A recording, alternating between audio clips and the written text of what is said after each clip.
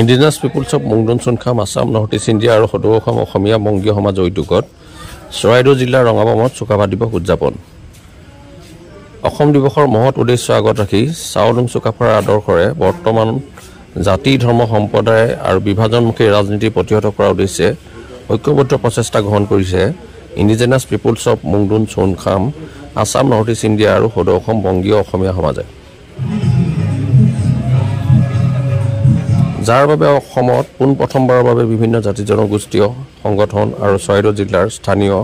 ৰঙাপামবাসী ৰাইজৰ সহযোগত দিনজোৰা কাৰ্যসূচীৰে অসম দিৱস তথা চুকাফা দিৱস উদযাপন কৰিছে। Bureau' report, Patkai TV. স্বৰ্গদেউ চাওলুং চুকাফাৰ এই পবিত্ৰ দিনটোত আমি ইণ্ডিজিনিয়াছ পিপলছ আছাম মুংডুন চুনখামৰ নেতৃবৰ্গ তথা সদৌ অসম বংগীয় অসমীয়া সমাজৰ আমি দুয়োখন আমাৰ এই অসমীয়া জাতীয় সংস্কৃতি কৃষ্টিৰ সুৰক্ষাৰ বাবে আমি এই পতাকা উত্তোলন কৰিছো। আৰু এয়া আমাৰ দুয়ো ভাতৃৰ মাজত যি অসমীয়া আৰু বংগীয় মূলৰ যিসকল অসমীয়া ইয়াত নিগাজিকৈ বাস কৰা সকলোৱে আজি আমি এক হৈ পিনে অসমখনৰ সৰ্বাংগীন মংগলৰ চিন্তা কৰি পিনে আজি ইণ্ডিজিনিয়াছ পিপুলছ ফ্ৰমছৰ আমাৰ বিষয়া তথা মুংডুন চুনখামৰ আমাৰ কাৰ্যকৰী সভাপতি যোগেশ বিকাশ চেতিয়া ডাঙৰীয়া তেখেতে অসমীয়া সমাজৰ পতাকা উত্তোলন কৰিছে। আৰু ইণ্ডিজিনিয়াছ পিপুলছ ফ্ৰমছৰ মুংডুন চুনখামৰ এই পতাকাখন সদৌ অসম বংগীয় অসমীয়া সমাজৰ ফালৰ পৰা মই উত্তোলন কৰিছো। এই আমি দেখুৱাব বিচাৰিছো, এই আমাৰ বাৰ্তা, এই আমাৰ মেছেজ যে সমগ্ৰ অসমখনৰ এক শান্তিময় এক সুন্দৰ পৰিৱেশ আমি সৃষ্টি কৰাৰ যি এক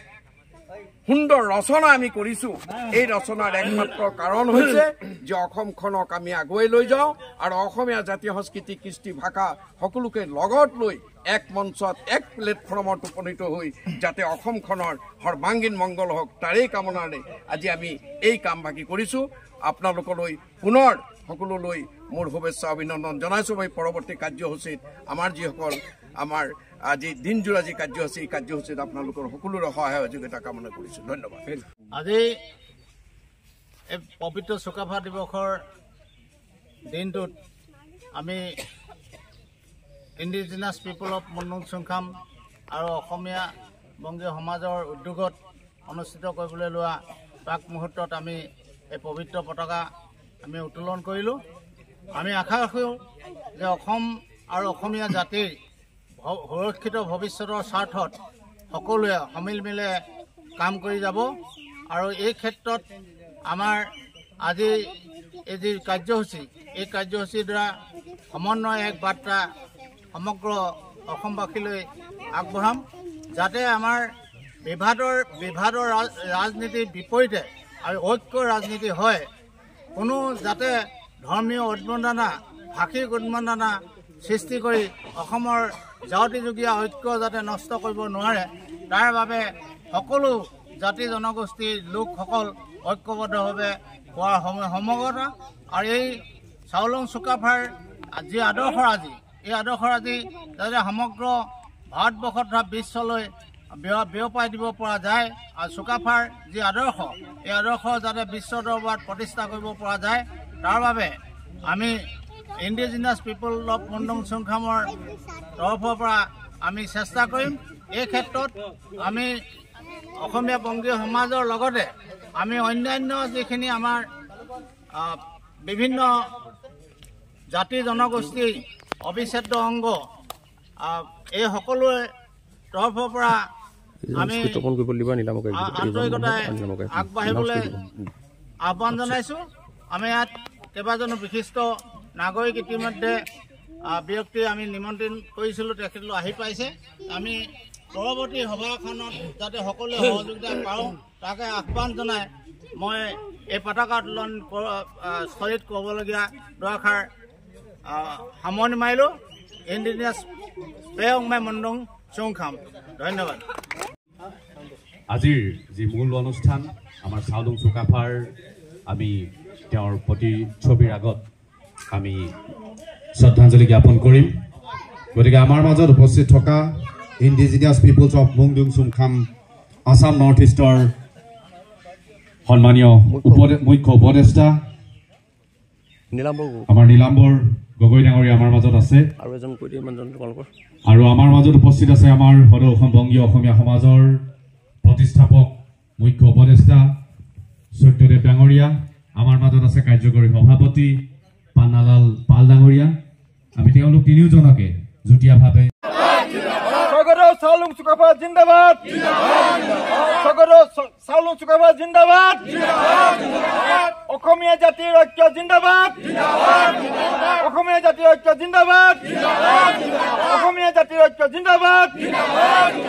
খিলঞ্জীয়া ঐক্য জিন্দাবাদ খিলঞ্জীয়া ঐক্য জিন্দাবাদ খিলঞ্জীয়া ঐক্য জিন্দাবাদ ধন্যবাদ Indigenous peoples from Mungdun Sungkham Jindabad. Jindabad. Jindabad. Indigenous people of Mungdun Sungkham Jindabad. Jindabad. Indigenous people of Mungdun Sungkham Jindabad. Jindabad. Hello, welcome Bangya Khamiya Khama Jindabad. Jindabad. Hello, welcome Bangya Khamiya Khama Jindabad. Jindabad. Hello, welcome Khamiya Bangya Khama Jindabad. Jindabad. Dhanyawad.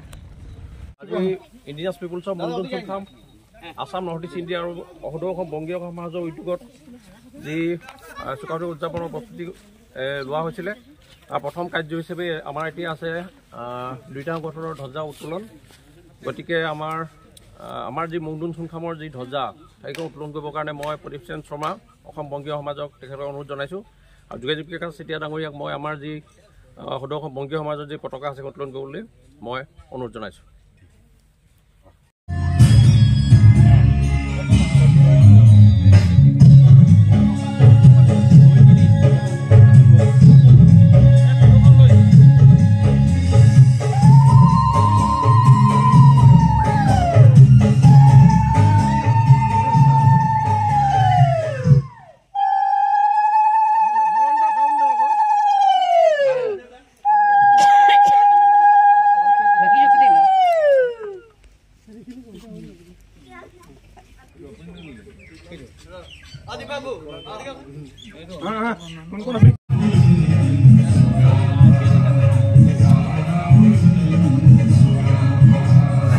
বংগীয় অসমীয়া সমাজৰ তৰফৰ পৰা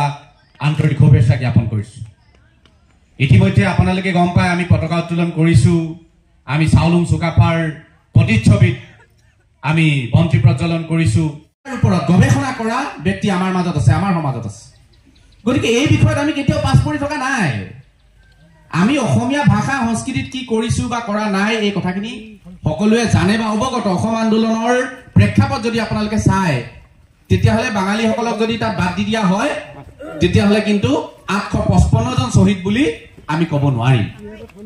গতিকে এই কথাখিনি আমি গম পাব লাগিব আমাৰ মাজত ইতিমধ্যে এই সভাৰ দুৰ্ভাগ্যজনক বিষয় যে সেইসকলে নিজকে অসমীয়া বুলি কয় উচ্চ জাতীয়তাবাদী অসমীয়া বুলি কয় কিন্তু তেওঁলোকে প্ৰকৃতাৰ্থত অসমীয়া কি আহোম কি সেই বিষয়ে অৱগত নহয় আহোম কোনো জাতি নহয় আহোম এটা সত্তা গতিকে এই সত্তা জীয়াই ৰখাৰ ক্ষেত্ৰত ইয়াত বসবাস কৰা খিলঞ্জীয়া বাঙালীসকলৰ কিন্তু অৱদান আছে আৰু আমি বিভিন্ন সময়ত এই ধৰণে আমি প্ৰদৰ্শন কৰি আহিছোঁ কিন্তু কথা হৈছে যে আজি এনেকুৱা হৈ গ'ল সংগঠনসমূহে সদায় নিজৰ নিজৰ কাম কৰি থাকে আজি সোণোৱাল কছাৰী ছাত্ৰ সন্থাই তেওঁলোকে কছাৰীৰ যিসকল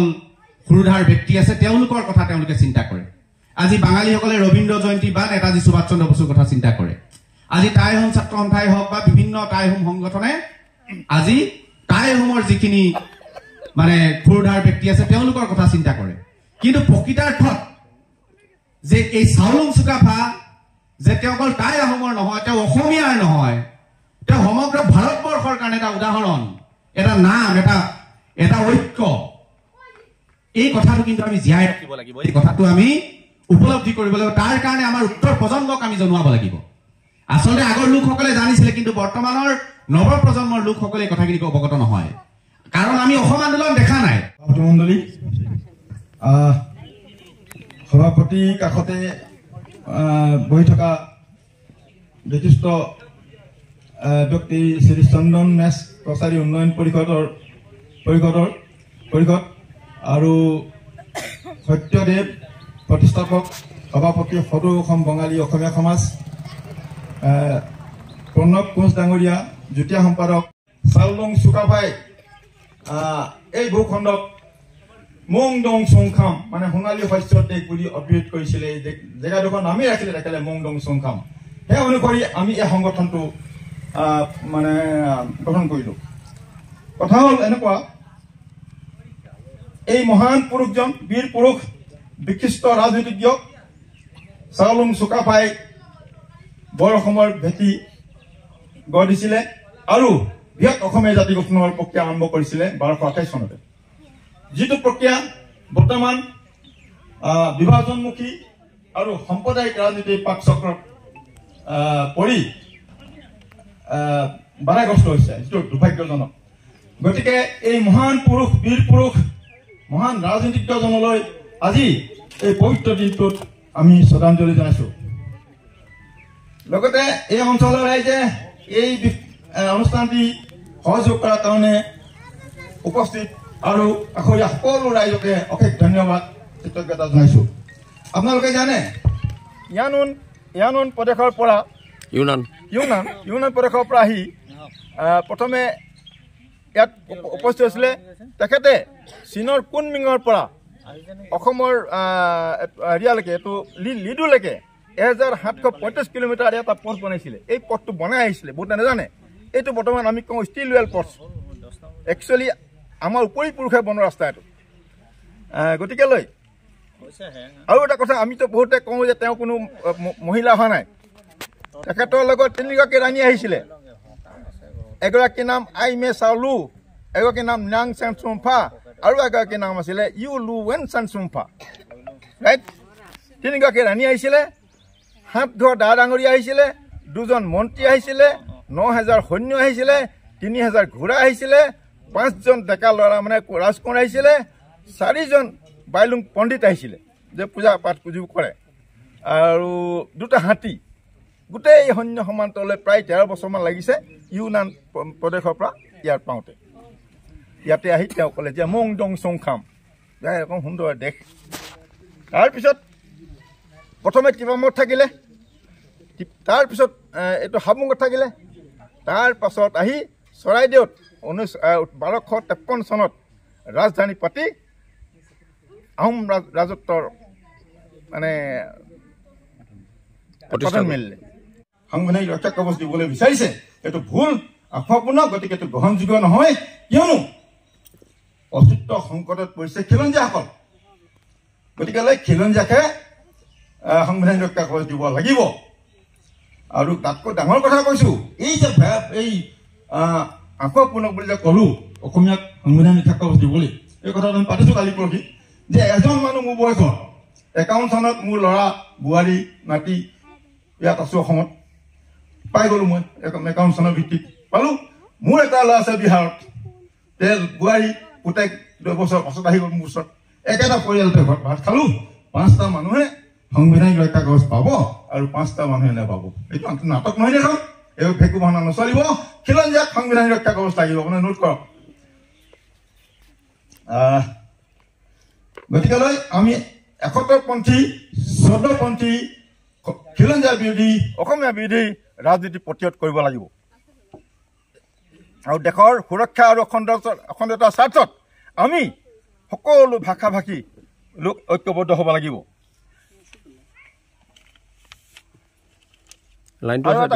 আহিলে নেকি এখন তোমাৰ নালাগে? মোৰ মাতকৈ বহুত ডাঙৰ হৈ তাৰপৰা শুনিব। আচ্ছা, কথাটো এনেকুৱা অলপ আছে নেকি? চোৱাচোন, মইতো ইটো লওক। ভাল লাগিছে নেকি? দিয়া, এই চব বেয়া। হেল্ল'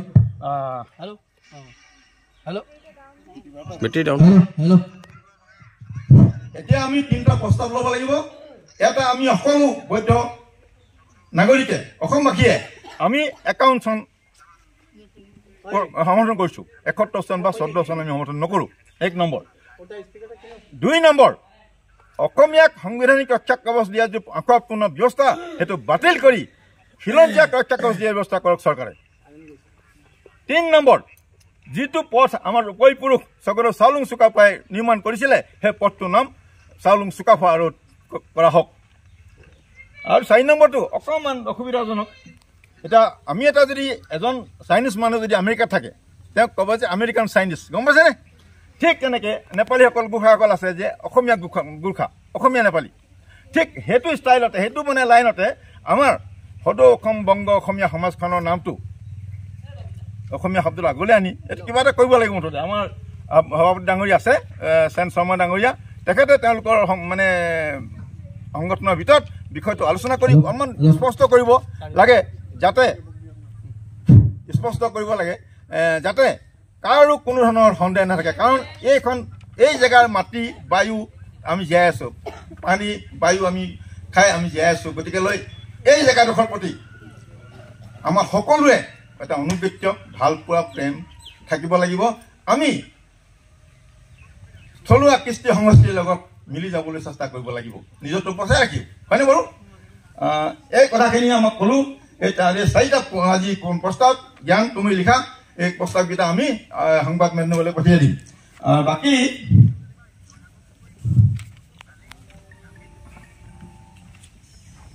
মই বেছি কথা নকওঁ। আৰু এজন মানুহ আছে এই মোৰ পাছতে কৈ লেঠা মাৰিব খেলটো। কেলৈ কৈছোঁ, বেছি সময় ল'লে আপোনালোকে অশান্তি পাব। আৰু বেছি কথা নকওঁ, আপোনালোকে ইয়াত সহযোগ কৰাৰ বাবে সকলোকে মই ধন্যবাদ জনাই দিব। মোৰ যোগেশ বিকাশ এতিয়া ডাঙৰীয়াৰ লগত আলোচনা কৰি আছোঁ। যিহেতু মোৰ এটা বিশেষ সমস্যা চলি আছে তেখেতে জানে, গতিকে মই মোৰ খুব পলমে হ'ল 10:30 বজাত ইয়াত উপস্থিত হৈছিলোঁ। যি কি নহওক লাগে, আজি এই অসম দিৱসৰ দিনাই সদৌ অসম বংগীয় সমাজৰ লগত যি indigenous peoples of Mongdung Chunkham Assam north east ইণ্ডিয়াৰ সহযোগত যি চুকাফা দিৱস পাতিছে, এই চুকাফা দিৱসটিৰ পৰাই এটা সম্প্ৰীতিৰ বাৰ্তা আপোনালোকৰ মাজৰ পৰা উলিয়াই পঠিয়াওক আশা ৰাখিছোঁ। মই মাত্ৰ এষাৰেই কথা কৈ আপোনালোকৰ মাজৰ পৰা বিদায় ল'ম, যিহেতু মোৰ যাব লগা আছে। সেইষাৰ কথাৰ মাজতে আপোনালোকে সকলো কথা বিচাৰি পাব বুলি মই আশা ৰাখিছোঁ। অসম এখন ডাঙৰ নদী, আৰু আমি অসমীয়া হিচাপে যি জাতি আমি ইয়াত বাস কৰি আছোঁ, সেই অসমীয়া জাতিটো হৈছে সেই নদীখনত তুলুং ভুতুং কৰি থকা আৰু এখন নাও। আৰু আমি ইয়াত প্ৰত্যেকজন ইয়াত অসমত বাস কৰা প্ৰত্যেকজন খিলঞ্জীয়াই হওক, অনা অসমীয়াই হওক বা প্ৰত্যেকজন জাতি জনগোষ্ঠীৰ লোকে সেই তুলুং ভুতুং কৰি থকা নাওখনৰ একো একোজন সহযাত্ৰী মাথোন। ধন্যবাদ পুনৰবাৰ। জয় অসম। এই মঞ্চত উপস্থিত থকা সমূহ ৰাইজক সদৌ অসম নগা কল্যাণ সমাজৰ তৰফৰ পৰা আন্তৰিক শ্ৰদ্ধা জ্ঞাপন কৰিছোঁ। আজিৰ তাৰিখত যিটো চাওলুং চুকাফাৰ যিটো কৰ্মৰাজি, চাওলুং চুকাফাৰ যিটো আদৰ্শ নীতিৰ যিটো প্ৰাসংগিকতা আজিৰ তাৰিখত আছে বা ইয়াৰ ৰিলিভেঞ্চ আজিৰ তাৰিখত আমি প্ৰত্যেকেই অনুভৱ কৰিবলৈ পাৰিছোঁ। সদৌ ব্ৰহ্মদেশৰ পৰা আহি সাতৰাজ ভাঙি একৰাজ প্ৰতিষ্ঠা কৰা সেইজন ব্যক্তি, আৰু সেইজন ব্যক্তিয়ে যে অসমত যে বিভিন্ন জাতি জনগোষ্ঠীক একত্ৰিত কৰি পেলাই যিটো সপোন দেখা হৈছিলে, আৰু আমি যদি সাম্প্ৰতিক সময়ত সেই কথাবিলাক যদি চাওঁ তাৰ এটা ওলোটা এটা প্ৰতিচ্ছবি আমি দেখিবলৈ পাওঁ। যে মই ইতিমধ্যে মোৰ যিটো ৰিচাৰ্চ টপিকটো সেইটোৰ ওপৰতে আছিলে যে অসমৰ নগা আৰু আহোমৰ বহুতখিনি কথা মই হিষ্ট্ৰীখিনি পাইছোঁ। আচলতে চাওলুং চুকাফাৰ যিবিলাক বায়'গ্ৰাফি পঢ়ি মই বহুত ইনফ্লুৱেঞ্চ হৈছোঁ বা বহুত আপ্লুত হৈছোঁ যে সেই তেতিয়া এনেকুৱা এজন ব্যক্তি, আমি বহুত কথা চাইছোঁ বা পলিটিকেল চায়েন্সতো আমি বহুতো সুপ্ৰশাসকলৰ কথা আমি পাইছোঁ, কিন্তু আমাৰ অসমত বা চাওলুং চুকাফাৰ যিটো দূৰদৃষ্টি, চাওলুং চুকাফাৰ যিটো গভৰ্নেন্স ছিষ্টেম, চাওলুং চুকাফাৰ যিটো নীতি, শাসনতন্ত্ৰৰ যিবিলাক নীতিৰ আজিৰ তাৰিখত সাম্প্ৰতিক সময়ত ইয়াৰ প্ৰাসংগিকতা বহুত আছে। সেই তেতিয়াই আমাৰ চাওলুং চুকাফাৰ যিটো নীতি, যিটো উদাৰতাবাদী নীতি, যিটো ছেকুলাৰিজিম, আৰু আজিৰ তাৰিখত চৰকাৰে যিটো সবকা সাথ সবকা বিকাশৰ যিটো কথা কৈছিলে, সেই তাহানি যুগতেই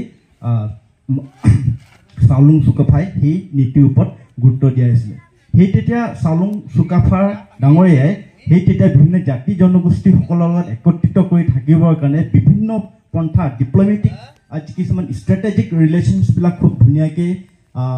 অবজাৰ্ভ কৰি পেলাই নীতিবিলাক গ্ৰহণ কৰা হৈছিলে বিবাহ পদ্ধতি বিবাহৰ যোগেদি সেই জাতি জনগোষ্ঠীসকলত একত্ৰিত থকাৰ ওপৰত গুৰুত্ব দিয়া হৈছিলে নিজৰ ভাষা উপৰিও স্থানীয় বা থলীয় ভাষা কৃষ্টি সংস্কৃতিৰ সন্মান প্ৰদৰ্শন কৰা হৈছিলে আৰু সেই সকলো ইণ্ডিজিনাছ বা সেই তেতিয়াৰ থলুৱা ভাষা কৃষ্টি সংস্কৃতি সুৰক্ষাৰ ওপৰতো যথেষ্ট পদক্ষেপ হাতত লোৱা হৈছিলে ইভেন নিজৰ টাউ ধৰ্ম ত্যাগ কৰি বা নিজৰ ভাষা ত্যাগ কৰি পেলাই থলুৱা ভাষাকো আঁকোৱালি লৈ পেলাই এই ধৰণে নিজৰ শাসন যিটো ৰুলিং ছিষ্টেমটো আগুৱাই নিবৰ কাৰণে এই ধৰণৰ পদক্ষেপবিলাক হাতত লোৱা আমি দেখিবলৈ পাইছোঁ আৰু বিশেষকৈ তাৰ বিশেষ অৱদান হৈছে কি যিটো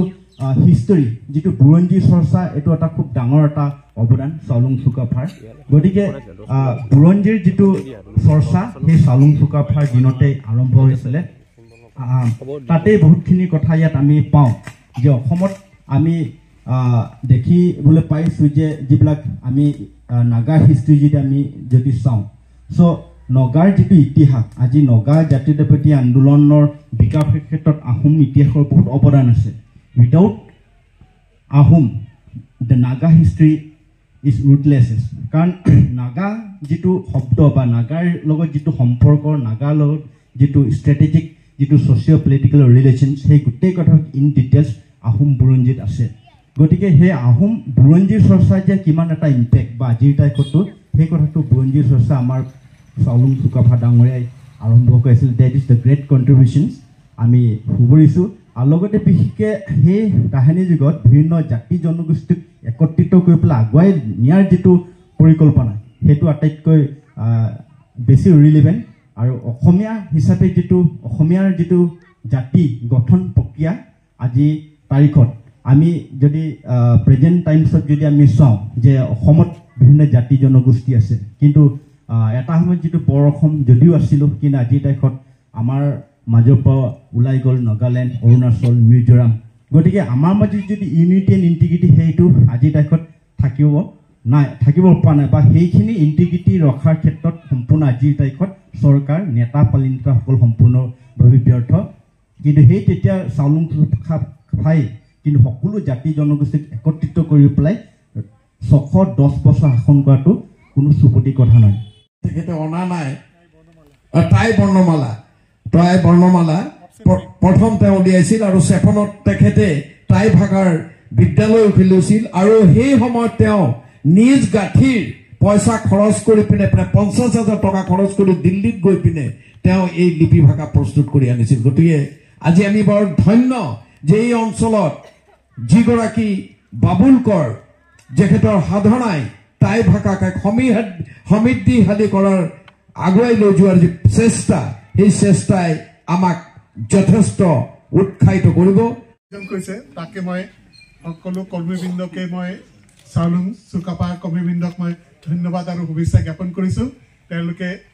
দীৰ্ঘজীৱী হওক এতিয়া মোৰ সীমিত হেৰিত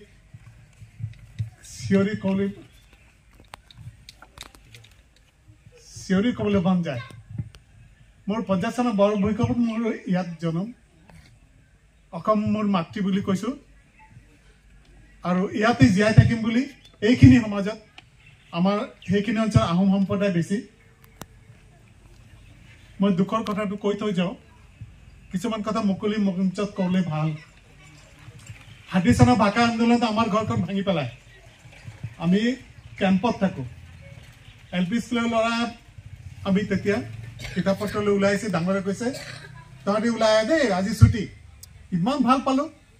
তহঁতি অকলে কবি দেই আমাক কি লাগে তহঁতি কবি বেংগলী তেজ মই কৈছোঁ আমাক কি লাগে যেতিয়া কৈছে মই কৈছোঁ বেংগলী তেজ মই তেতিয়া নাজানো যে মোৰে তেজ বিচাৰিছে আৰু মই আলিত গৈ আছোঁ তেতিয়া মোৰ বয়সটো কি জানেনে যি জেগাত ধূলি আছে সেই জেগাত ধূলিটো গছকি মই উৰাই গৈছোঁ তাৰমানে কিমান ডাঙৰ মনৰ সৰু ল'ৰা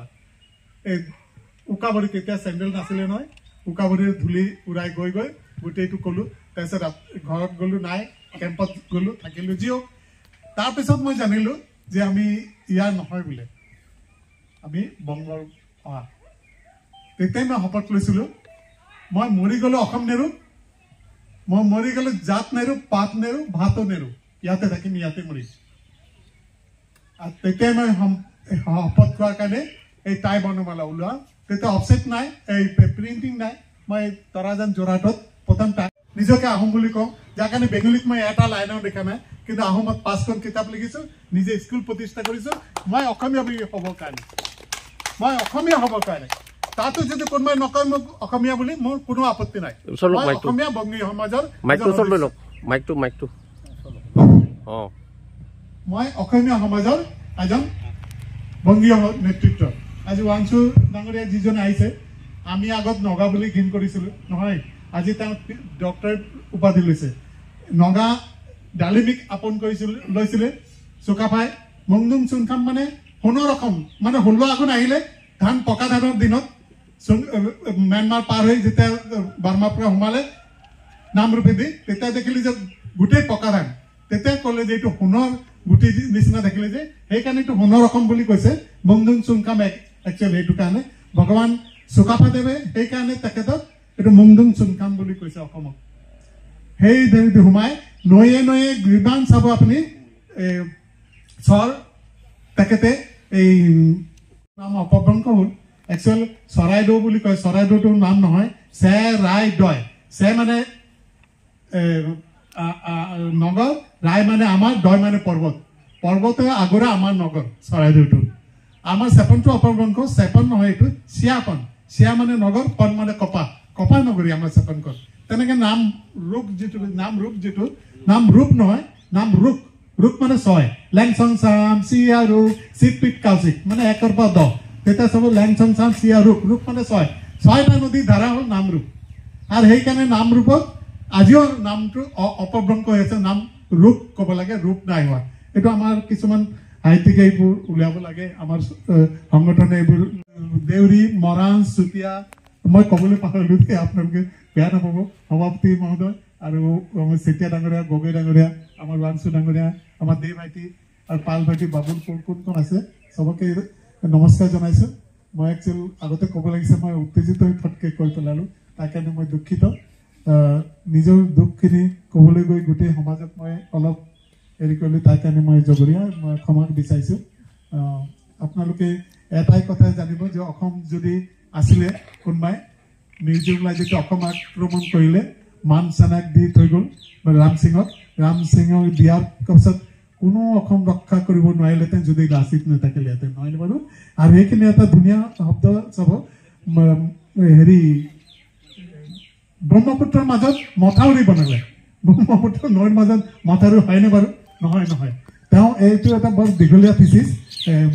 নাওৰে গোটেইখিনি হেৰিত বনালে নাওৰে গোটেই চালি বনাই গোটেই নৈখন ইমূৰৰ পৰা ইমূৰ বনাই দিলে আৰু প্ৰতিটো ভিতৰতে সৈন্য সোমাই দিলে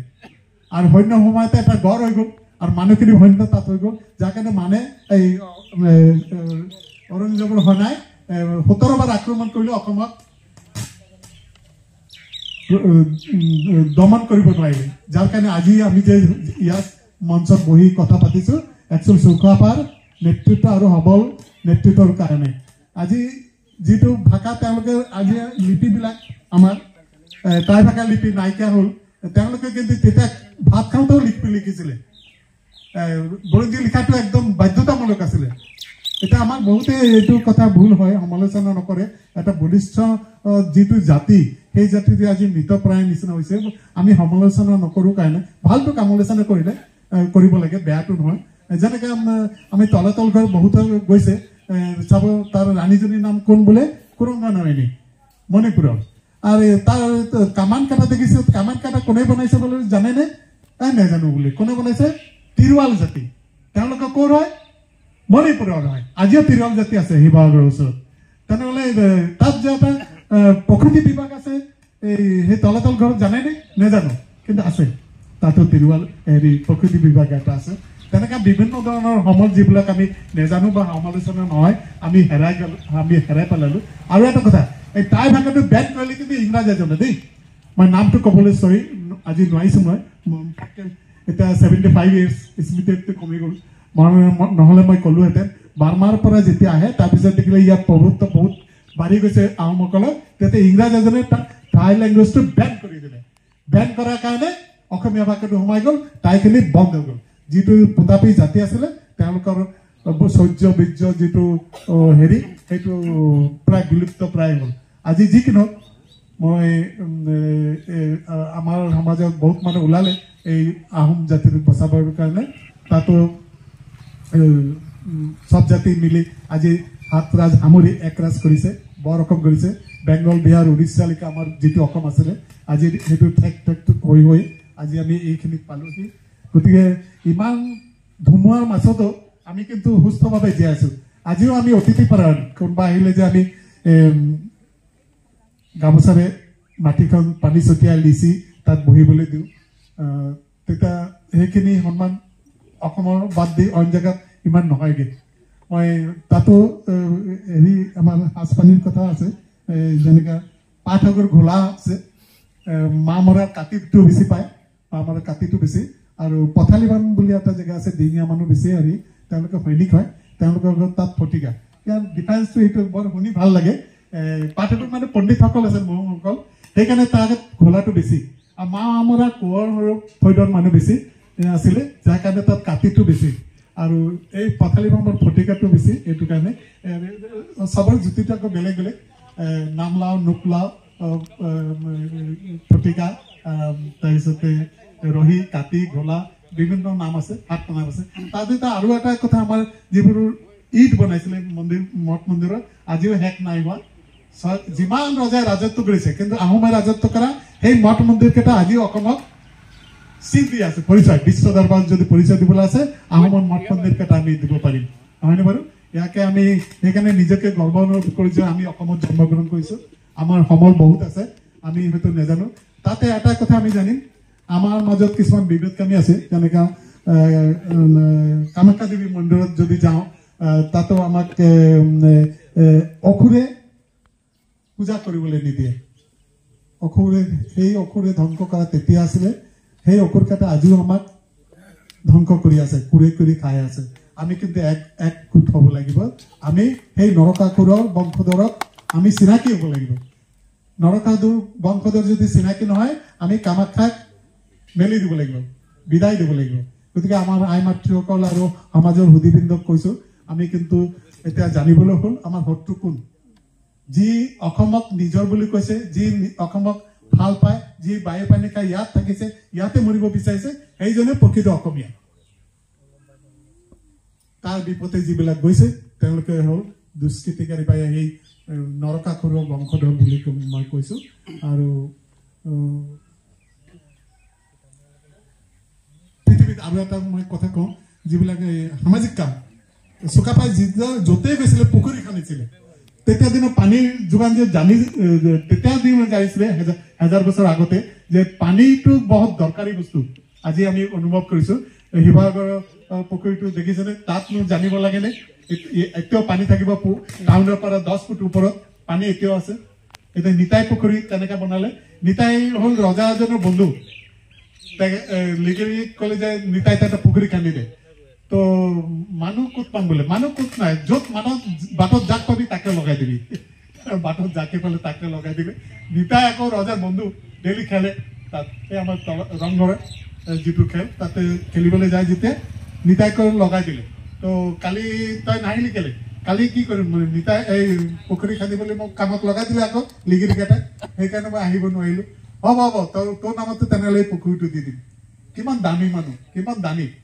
যে তেওঁৰ নামতে আজি নিতাই পুখুৰীটো লিখি দিলে। আজি আমি জানো নিতাই পুখুৰী, নহয়নে বাৰু? তেওঁ যে জনহিতৈষী আছিলে তাৰে নমুনা এটা মই সাধাৰণ দিছো। আৰু প্ৰতিটো ক্ষেত্ৰতে হাতৰাজ সামৰি যে কৰিছিলে, বিভিন্ন জনগোষ্ঠীৰ লগত বৈবাহিক সম্বন্ধ কৰি প্ৰতিটো অসমীয়াক আপোন কৰি আজি বৰ অসমৰ ভেটি যিটো স্থাপন কৰিছে। আজি আমি সুস্থভাৱে উশাহ নিশাহ লৈ জীয়াই আছো। আমি প্ৰাৰ্থনাৰ ওচৰত কামনা কৰো আমাৰ সতি সন্ততি অসমত যিবিলাক আছে সবে যেন সুস্থভাৱে থাকে, সুস্থভাৱে বাস কৰে, কাৰো যেন সন্মান হানি নহয়, কাৰো যেন ঘৰ জ্বলাবলৈ নহয়, কাৰোবাৰ ঘৰ যেন বিভেদত নকৰে, তাকে কামনা কৰি মই শেষত সকলোকে সুস্থ সবলভাৱে থাকক তাৰে হেৰি কৰি মই ক'বলৈ বহুত আছে স্মৃতিৰ কিছুমান কথা। বম্বে ফিল্ম মিউজিক ডাইৰেক্টৰ বিয়াপিত খাব পাৰোঁ যাব পাৰোঁ কিন্তু তাত গৈ আকৌ গুচি আহোঁ কান্দি গৈ ল'ৰাক ধমকি দি অসমখন যেন মোৰ এতিয়া ইয়াত মানুহ 10জন হ'লে যেন মানে 10,000 আছে বুলি ভাবিছোঁ এই 10জন মানুহ 10,000 বুলি ভাবিছোঁ যে এইখিনি মোৰ চিনাকি নাই যদিও গোটেইখিনি মোৰ আপোন বুলি জানো এইখিনি মানুহ এই অসমখন মোৰ হয় মই ইয়াতে মৰিম ইয়াতে থাকিম এইকাৰণে কৈছিলে নেকি স্বৰ্গতকৈও ডাঙৰ জন্মভূমিটো আৰু এইকাৰণে মই ইয়াতে আকৌ ঘূৰি আহিছোঁ আৰু বৰ্তমানত মই আহিছোঁ আমাৰ লগৰ আমাতকৈ সৰু যদিও সুবন্ত ছাৰ চাইন্সৰ মোৰ ভাইটি সম্বন্ধ সুবন্ত ছাৰ ইয়াত আহিছোঁ মই আমাৰ এইখিনি অঞ্চলত চিনাকি আছে মই কেইবাবাৰো আহিছোঁ এইখিনি মানে য'তেই যাওঁ চব নিজৰ মানুহ পাওঁ নেকি এনেকুৱা লাগে এই সোণাৰীত যেনেকৈ কবিতা কোঁৱৰ অম্বেশ্বৰ চেতিয়া ফুকন তেনেকৈ তেখেতৰ বিষয়ে মই লিখিছোঁ তেখেতৰ ফটো মই দিছোঁ তেওঁৰ ল'ৰা হেৰিত আৰু আমাৰ ৰিচাৰ্চ চেণ্টাৰ আছে মৰাণত এই টাই ৰিচাৰ্চ চেণ্টাৰ আমাৰ গেইন ফুকন আছে তাতে স্কলাৰ আহিলে মতে আৰু চবতকৈ ডাঙৰ কথা আৰু এটা টেঙা মোহন যিজন ক'লো যে মই যিটো বঁটা পালো টেঙা মোহন পাঠকৰ পৰা 10টা গৰু গাড়ী বুজাই কৰি লণ্ডনত লৈ গ'ল হাঁচিকুটীয়া পুথি এইখিনি পঢ়িবলৈতো মানুহ লাগিব এটা লাই পেলেঙৰ পৰা এই টেঙা মোহনক লৈ গৈছিলে তেখেতক এই আমাৰ শিৱাৰ কমিশ্যনাৰ আছিলে তেখেতে ইংৰাজজনে তেখেতক লৈ গ'ল টেঙা মোহনক তাত লণ্ডনত লৈ গৈ 6 বছৰ দিন ৰাখিলে 6 বছৰ দিন ৰাখি ইংলিছটো ঠাই ডিকশ্যনেৰী লিখিলে অসমত প্ৰথম ডিকশ্যনেৰী নহয় ইণ্ডিয়াতে ক'ব লাগিব 300 বছৰ আগত ডিকশ্যনেৰী নাছিলে কিন্তু টেঙা মোহন আছিলে এই যে বেন কৰি গ'ল ইংৰাজে তাৰ কাৰণে আমাৰ টেঙা মোহনৰ নামটো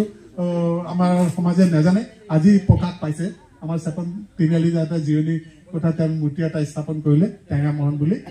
আৰু 300 বছৰ আগতে তেওঁ ডিকশ্যনেৰী লিখিছে সেইটো আমাৰ কাৰণে এটা গৰ্বৰ বিষয় তাৰপিছতে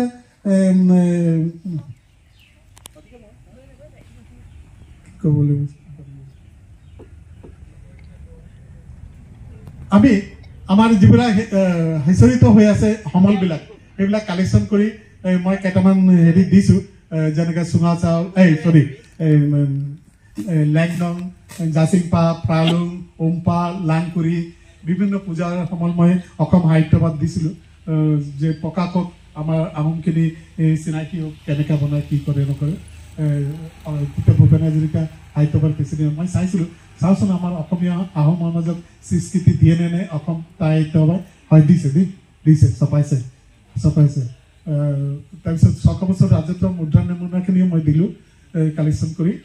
ষষ্ঠ সাহিত্যসভাত এইখিনি মোৰ নিজৰ ব্যক্তিগত কথা ক'বলৈ এইটো কাৰণে হৈছে যে আমি পেলনীয়া নহয় আমি পলাই নাযাওঁ 60 চনৰ ভাষা আন্দোলন যেনেকৈ মাৰ খালোঁ 70 চনত 80 চনত 90 চনত 2018 চনতো খালোঁ অলপ জোৰকে না আমাৰ লাহেকৈ মাৰিছে কিন্তু পলাই নাযাওঁ ইয়াতে থাকে কাৰণ কোনোবাই এই অসুৰে কোনোবাই কৰিছে সমাজৰ এই যে আজি ক'লো নহয় 10,000 মানুহ আছে এই মানুহখিনিতো কমচে কম আমাক আজি সুৰক্ষা কবচৰ নিচিনা দিছে মই থেংকছ দিছোঁ দেই মুংডুং চুংখামক থেংকছ দিছোঁ এই যে ফেচবুকত মোক কালি শুনাইছে কোনোবা এটা ডেকা ল'ৰাই কোনোবা এজনে দিছে তহঁতি আৰু নেপালী নে চুকাফা দেৱক পাতিবলৈ বেংগলী লগ লাগিলে তই জাননে কোন হয় বেংগলীখিনি কি অৱদান আছে যিও এইখিনি আমাৰ বহুত আছে ঋষি মণিকী সমাজত চৰি মই স্মৃতিটো বহুত কমি গৈছে কিছুমান ব্যক্তিৰ নাম ক'বলৈ মই পাহৰি গৈছোঁ অমলেন্দু গুহ এজন সবল নেতৃত্ব অসমত ভাল পোৱা তেওঁকো বহুত কিতাপ লিখিছে অমলেন্দু গুহ তাৰপিছত বাবুল নাগ বুলি এজন আছে ভ্ৰাম্যমান থিয়েটাৰৰ পিতামহ স্বৰূপ আমি 556 খ্ৰীষ্টাব্দত অহা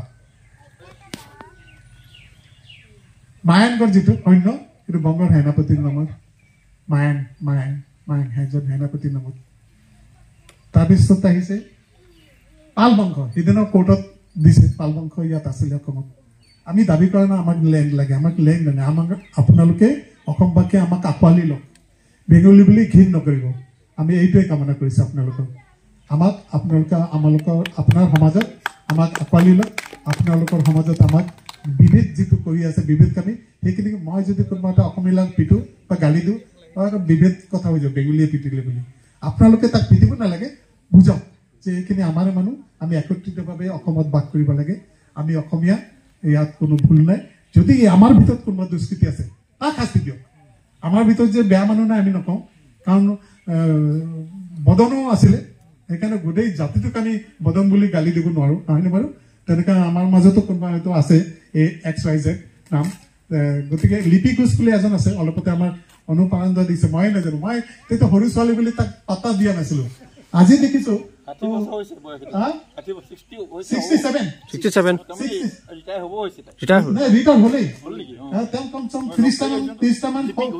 লিপি ঘোষ, কলকাতা ইউনিভাৰ্চিটি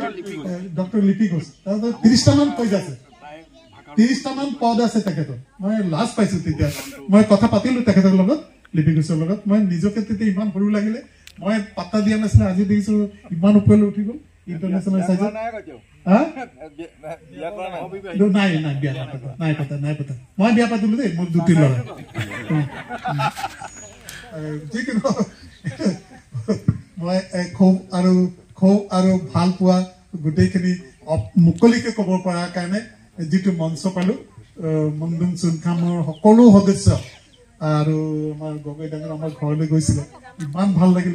লাগিলে গোটেইখিনি নমস্কাৰ জনাই, খুবটাং জনাইছো,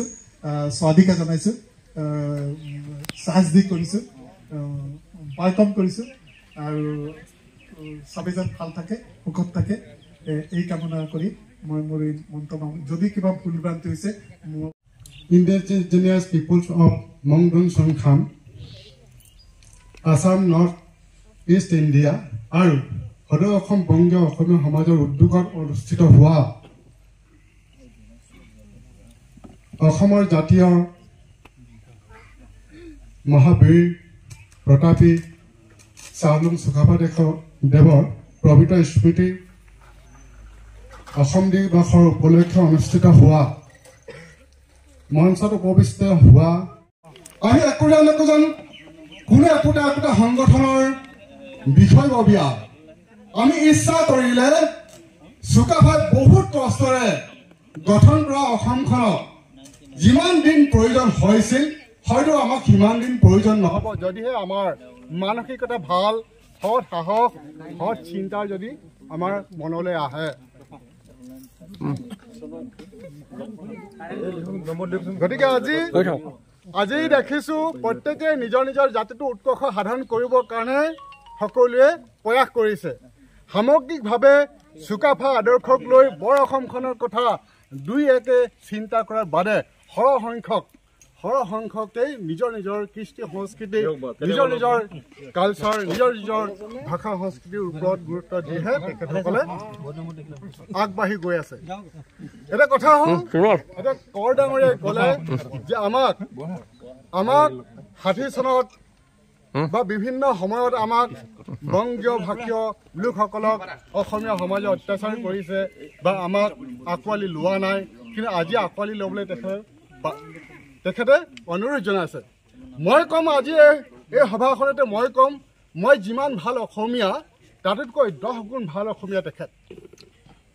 যিহেতু চাওলুং চুকাফা সম্পৰ্কে মই ইমান অধ্যয়ন কৰা নাই, তেখেতে কিন্তু টেঙাই মহনৰ উপাধি আৰু বঁটা পাব। গতিকে চিন্তা কৰক অসমে তেখেতক কি সন্মান দিছে। অসমৰ মানুহখিনি অসমীয়া জাতিটোৰ কাৰণে কোনোবা এজনে যদি কাম কৰে, তেখেতে অসমীয়া জাতিটো উৎকৰ্ষ সাধনৰ কাৰণে যদি তেখেতে কৰ্ম কৰে, তেতিয়াহ'লে অসমীয়া সমাজখনে তেখেতক স্বীকৃতি দিবই। এইটো আপোনালোকে কেতিয়াও ভুলতো আপোনালোকে ভুল নকৰিব। তো কথা হ'ল আজি এই মঞ্চখনৰ পৰা মই এটা কথা অনুধাৱন হৈছে যে যিটো মহান উদ্দেশ্যলৈ আজি দুটা সংগঠন, এটা আহোম সংগঠন আৰু এটা বংগভাষী অসমীয়াৰ সংগঠন, দুইটাই সংযোগ হৈ আজি মহাবীৰ আমাৰ চাওলুং চুকাফাৰ অসম দিৱস আজি অনুষ্ঠিত কৰিছে ৰঙাবাম নিচিনা এই অঞ্চলত। গতিকে অসমীয়া সমাজো বহুত আছিল, অসমীয়াৰ অধ্যুষিত এলেকা বহুত আছিল, সেইবিলাকত অনুষ্ঠিত নকৰি আজি ৰঙাবাম নিচিনা বংগীয় আপোনালোকে বসবাস কৰা আপোনালোকে ৰাধাকৃষ্ণ মন্দিৰৰ প্ৰাংগণত আজি অনুষ্ঠিত কৰা হৈছে। এইটো মানসেৰে যে আপোনালোকে যে অসমীয়া জাতিটোৰ এটা অংগ, আপোনালোকে যে অসমীয়া জাতিৰ বৰ্তমান অসমীয়া জাতিটোৰ হকে যে কাম কৰিব লাগিব, আপোনালোকে নিৰ্ভীকভাৱে সৎ সাহসেৰে আপোনালোকে যাতে অসমখনৰ কাৰণে যাতে আপোনালোকে কাম কৰিব পাৰে তাৰ কাৰণে আজি এই প্ৰয়াসটো কৰা হৈছে আৰু এই প্ৰয়াসটো ধাৰাবাহিকভাৱে চলি থাকক মই কামনা কৰিছোঁ আৰু মই এটা একেবাৰে সৰু সংগঠনৰ প্ৰতিনিধিত্ব কৰোঁ সেই সংগঠনটোৰ আমি কৃষক শ্ৰমিক মেহনতি জনতাৰ কাৰণে আমি কাম কৰোঁ গতিকে আমাক বিশেষ পৰিচয় নাই আমাক পৰিচয় নালাগে কেৱল আমি মানুহৰ কাৰণে কাম কৰোঁ আমাক কেৱল মানুহ লাগে আমি মানুহৰ কাৰণে কাম কৰোঁ আমাৰ ইয়াত জাতি ধৰ্ম বৰ্ণ ভাষা আমাৰ ইয়াত প্ৰয়োজন নাই মোৰ সংগঠনটোত মই যিটো সংগঠনত মই এতিয়া কাম কৰি আছোঁ মই সংগঠনটো মই এইকাৰণে ভাল পাওঁ যে মোৰ সংগঠনত কোনো জাতি বৰ্ণ ধৰ্মৰ কথা নাই গতিকে কেৱল মানুহ লাগে কেৱল মানুহৰ কাৰণে কাম কৰোঁ গতিকে এইকাৰণে আমি কৃষক মুক্তি সংগ্ৰাম সমিতি মই আজিও পৰ্যন্ত মই এৰিব পৰা নাই একেবাৰে সৰু সংগঠন হয়তো আপোনালোকে নাজানিবও পাৰে সেইকাৰণে কৈছোঁ যে আমি কৃষক মুক্তি সংগ্ৰাম সমিতিয়ে কিছুমান জেগালৈ আমি যাবৰ কাৰণে ভয় কৰোঁ আৰু নাজানো এইকাৰণে আমি ভয় কৰোঁ আমি দুখীয়া মানুহ হোৱাৰ কাৰণে আমি অধ্যয়ন কৰিবৰ কাৰণে যিমানবিলাক সম্বল প্ৰয়োজন হয় সেইবিলাক আমি নাপাওঁ যোগাৰ কৰি ল'ব নোৱাৰোঁ গতিকে মই অনুৰোধ জনাম indigenous people of Mongdun Chongkham Asom north east India কৰ ডাঙৰীয়া আছে কৰ ডাঙৰীয়াই যেতিয়া নেকি আহোম জাতিটোৰ ওপৰত অধ্যয়ন কৰি টেঙাৰ মোহনৰ বঁটাৰ প্ৰাপক পাবলৈ মানে তেখেতে অৰ্জন কৰিছে সন্মান অৰ্জন কৰিছে তেখেতৰ পৰা আমি শিকিবলগীয়া বহুত আছে মই যি গম পাইছোঁ তেখেতৰ পৰা আমি যদি কিছু কথা শিকি ল'ব নোৱাৰোঁ তেতিয়াহ'লে আমাক আৰু দ্বিতীয় এজন আৰু এই অঞ্চলত নাই বুলি মই ক'ব খোজোঁ গতিকে কৰ ডাঙৰীয়াৰ পৰা আমি অতি সোনকালে আজি এই সভাৰ জৰিয়তে আৰু আপোনালোকৰ কৰ্মশালাৰ জৰিয়তে আমাক যদি শিকাব পৰা ব্যৱস্থা যদি কৰে তেতিয়াহ'লে মই নথৈ আনন্দিত হ'ম এইকেইটা কথাকে মই অনুৰোধ জনাই যে এইজন মহান চাওলুং চুকাফাৰ আদৰ্শই যি আদৰ্শ লৈ যে সেই সময়ত চাওলুং চুকাফাৰ পাটকাইদি নামি অহাৰ পাছত মুণ্ডুং চুংখাম বুলি ঘোষণা কৰি এই ৰাজ্যখনৰ নাম মুণ্ডুং চুংখাম পাছলৈ আহোমৰ পৰা অসমৰ পৰা অসমীয়া এই ব্যৱস্থাটো চলি থকা অৱস্থা সেইখিনি সময়ত মানে মাকুমঠা টাই মটকৰ মানে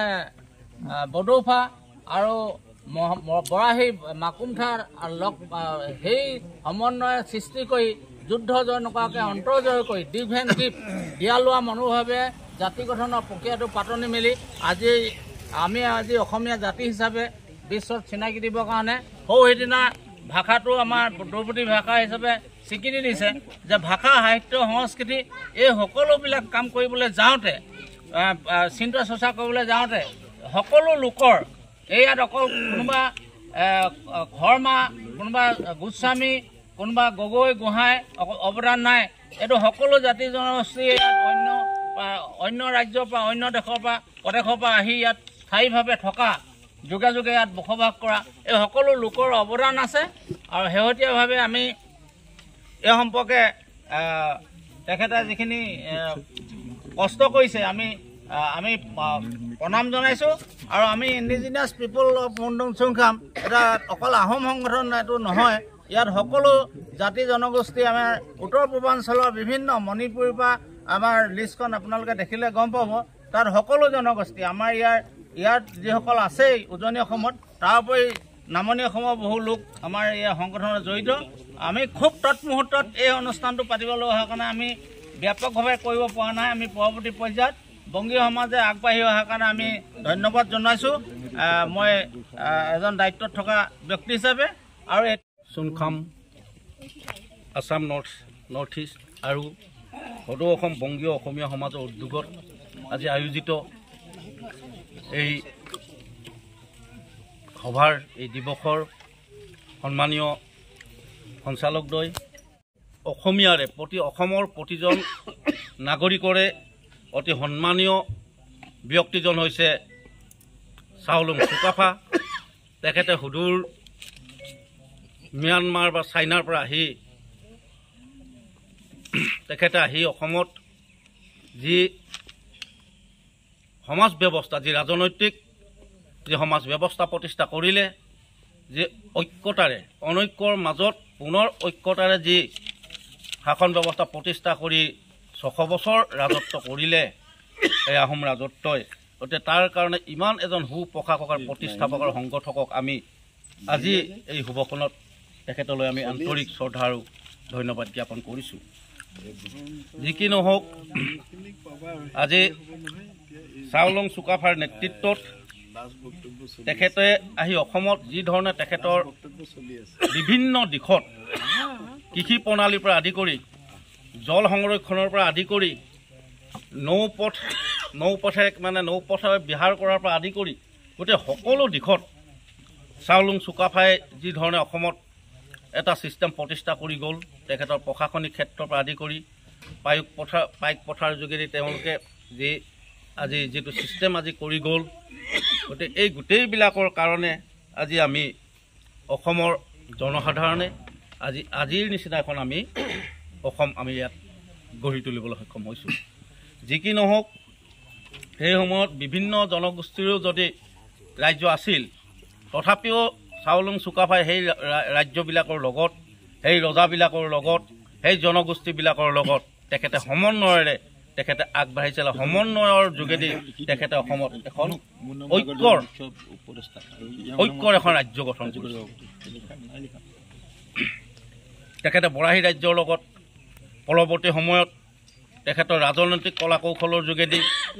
চুতীয়া ৰাজ্য বা কছাৰী ৰাজ্যৰ লগত যুদ্ধৰ মাধ্যমেৰে হওক তেখেতে গোটেইবিলাকক এক কৰি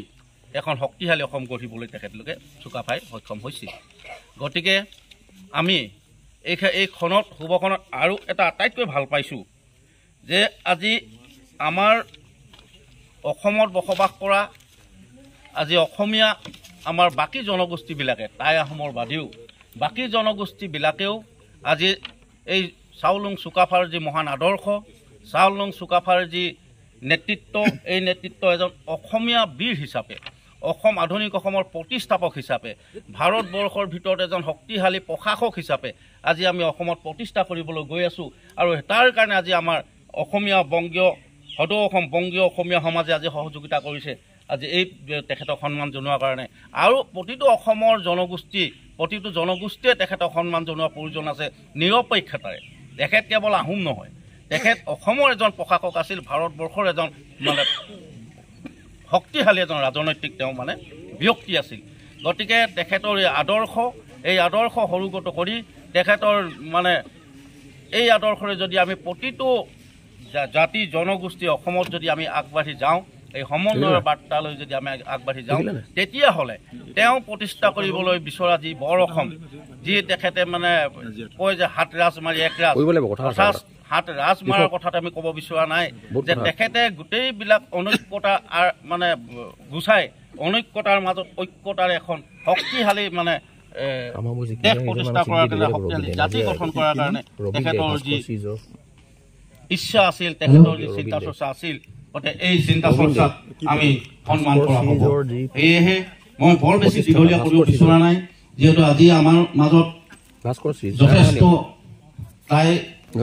ভাষাৰ ওপৰত, তাই বুৰঞ্জীৰ ওপৰত আমাৰ গৱেষক বা আমাৰ চিন্তা চৰ্চা কৰা ব্যক্তিসকল আছে। আৰু আমিও প্ৰতিটো নিশ্চয় কিছু পৰিমাণে হ'লেও আমি ইতিহাস জানো। যে মই আজি শুভখনত এটাই আহ্বান জনাব বিচাৰিছোঁ যে আমি অসমৰ প্ৰতিটো জাতি জনগোষ্ঠীয়ে পুনৰ এক হৈ সমন্বয়ৰ বাৰ্তাৰে চুকাফাৰ আদৰ্শৰে অসমক এটা শক্তিশালী অসমীয়া জাতি গঠন কৰি অসমীয়া সমাজখনক আৰু আগবঢ়াই লৈ গৈ ভাৰতবৰ্ষৰ মাজতে ভাৰতবৰ্ষখনক এখন শক্তিশালী পৃথিৱীৰ বুকুত দেশ হিচাপে যাতে প্ৰতিষ্ঠা কৰিব পাৰোঁ, তাৰ কাৰণে আমি নিশ্চয় এই সমন্বয়ৰ বাৰ্তাৰে আগবাঢ়ি যোৱাৰ প্ৰয়োজন আছে। গতিকে মই বৰ বেছি দীঘলীয়া কৰিব বিচৰা নাই। আৰু কেইবাজনো আমাৰ বিশিষ্ট চুকাফা দিৱস অৰ্থাৎ এইটো বিভিন্ন জাতি জনগোষ্ঠী অৰ্থাৎ বেংগলী, গোৰ্খা বিভিন্ন জাতিক লৈ পেলাই অনুষ্ঠান অনুষ্ঠিত কৰাৰ কাৰণে হয়তো বহুত আমি সমালোচনাৰ পাত্ৰ হ'ব পাৰোঁ, উদ্যোক্তাসকল। কিন্তু আচলতে এইটো কথা নহয়, যিহেতু আমি অসমখন বিভিন্ন জাতি জনগোষ্ঠী ভাষা ভাষীৰে থকা এখন ৰাজ্য। আৰু এই আদৰ্শটো আমাৰ স্বৰ্গদেউ চাওলুং চুকাফাই দেখাই থৈ যোৱা আদৰ্শৰ কাৰণেই আজি এই আদৰ্শত অনুপ্ৰাণিত হৈ আজি অনুষ্ঠানটো বিভিন্ন সংগঠন একত্ৰিত হৈ আজি অনুষ্ঠান অনুষ্ঠিত কৰা হৈছে। তাৰ বাবে তেখেতসকলক উদ্যোক্তাসকলক মই বিশেষভাৱে মই ধন্যবাদ জ্ঞাপন কৰিছোঁ, কৃতজ্ঞতা জ্ঞাপন কৰিছোঁ যে এনেধৰণৰ অনুষ্ঠান আজি ইয়াত এই অনুষ্টুপীয়াকৈ পতা বুলি মই অনুভৱ হৈছে, কিন্তু এইটো অনুষ্টুপীয়া নহয়। আজি এই কথা অকল ইয়াতে ৰৈ নাথাকে, আজি অসমৰ বিভিন্ন জেগাত ইয়াৰ খবৰ পাব। হয়তো তেখেতসকলে অনুমান কৰিব যে ৰঙাপামত অনুষ্ঠান কৰা অনুষ্ঠানটোত কি কি জাতি জনগোষ্ঠীৰ বা সংগঠনৰ লোকসকলে ইয়াত প্ৰতিনিধিত্ব কৰিলে। হয়তো বহুতভাৱে বহুত বৃহৎভাৱে আজি কাৰ্যসূচী আজি সমগ্ৰ অসমত আছে, কিন্তু তাৰ তুলনাত আজি হয়তো ৰঙাপামত যি অনুষ্ঠান অনুষ্ঠিত কৰিছে এইটো কিন্তু এটা বিৰল হ'ব। এইটো এটা উদাহৰণ। গতিকে মই উদ্যোক্তাসকলক এনেধৰণে সকলো জাতি জনগোষ্ঠী লগ হৈ আজি অনুষ্ঠান অনুষ্ঠিত কৰাৰ কাৰণে মই বিশেষভাৱে তেখেতসকলক পুনৰবাৰ মই কৃতজ্ঞতা জ্ঞাপন কৰিছোঁ। আৰু মই বেছি নকওঁ, যিহেতু আমি স্বৰ্গদেউ চাওলুং চুকাফাৰ অনুষ্ঠানটো এইকাৰণে আমি অনুষ্ঠিত কৰিব লাগে যে তেখেতে 600 বছৰ ৰাজত্ব কৰি আমাক এইটোৱে দেখুৱাই থৈ গৈছে যে আমি প্ৰত্যেক জাতি জনগোষ্ঠী আমি এক, আমাৰ ক'তো ইয়াৰ বেলেগ নাই, আমি ক'তো তেওঁলোকৰ বিপৰীত নাই। এই কথা তেখেতে আদৰ্শ দেখুওৱাৰ কাৰণে আজি চুকাফা দিৱস এটা অসম দিৱসটো আমাৰ অসমত অনুষ্ঠিত কৰিছে। আজি ৰঙাপামতো তাৰ এটা ঠিক উদাহৰণস্বৰূপ। গতিকে মই ভাবিছোঁ অনাগত দিনত এই অনুষ্ঠান আৰু বিশদভাৱে আলোচনা আয়োজন কৰক, মই তাকে আশা কৰিছোঁ। আৰু ইমানেই কৈ মোৰ চমু বক্তব্য শুনাইছোঁ। যথেষ্ট গুৰুত্বপূৰ্ণ কথাখিনি কৈছে, তেখেতলৈ আমি অভিনন্দন জনাইছোঁ। কাৰণে আমি বহুত চিন্তা চৰ্চা কৰি ডক্টৰ নগেন শইকীয়া ছাৰ, প্ৰাক্তন সাহিত্য সভাৰ সভাপতি, প্ৰাক্তন সাহিত্য সভাৰ সভাপতি দেৱৰঞ্জন ধৰ, প্ৰাক্তন সাহিত্য সভাৰ সভাপতি বকুল ভট্টাচাৰ্যী আদি কৰি বহুত ব্যক্তিৰ লগত আলোচনা বিলোচনা কৰি প্ৰথমে আমি বংগীয় অসমীয়া সমাজৰ নামাকৰণ কৰিলোঁ। সদৰ অসম বংগীয় অসমীয়া সমাজৰ নামাকৰণ কৰাৰ পাছতেই আমি সম্প্ৰীতি সমন্বয় আৰু সমৃদ্ধি মহামন্ত্ৰেৰে অসমীয়া জাতিকৰণ প্ৰক্ৰিয়াত সক্ৰিয় ভূমিকা ল'ম বুলি আমাৰ সংবিধানখনত লিপিবদ্ধ কৰিলোঁ। আৰু সেই কথাষাৰ আছিলে চাওলুং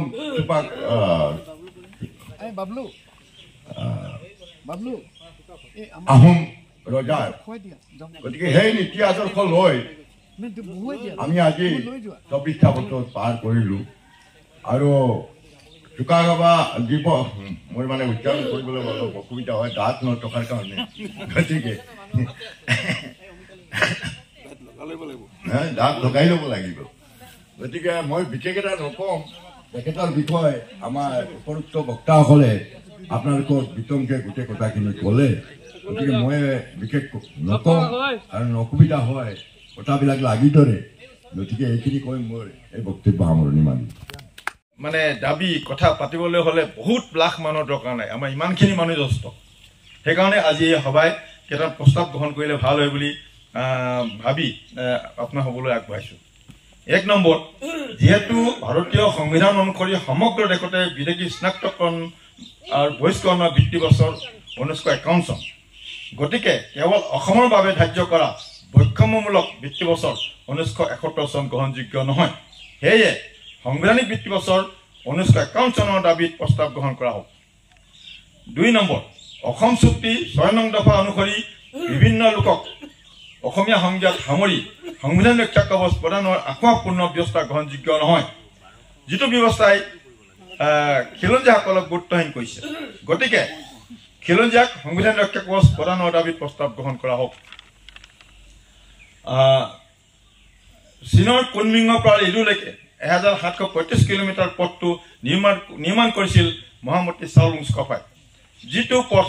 বৰ্তমান ষ্টিল ৱেল ৰোড নামে জনা যায়।